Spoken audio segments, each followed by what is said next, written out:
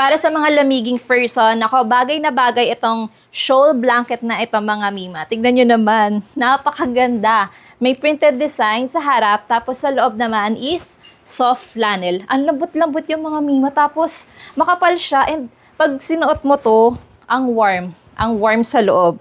Tapos ayun nga, meron siyang botones dito sa harap. Kaya naman hindi siya malalaglag kapag nilagay mo siya. Ayan, ilang button ba to? 1, 2, 3, 4 button siya, mga mima.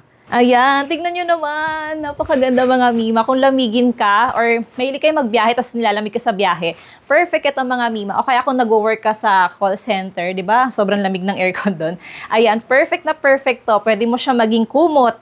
Diba? Meron pa itong ibang available na design or style na pwede nyo pagpilian. Bumili nga ako ng marami kasi ipang re-regalo ko to this coming Christmas sa mga senior. Ayan, kung gusto nyo rin ito, ilalagay ko na lang yung link dyan sa Yellow Basket.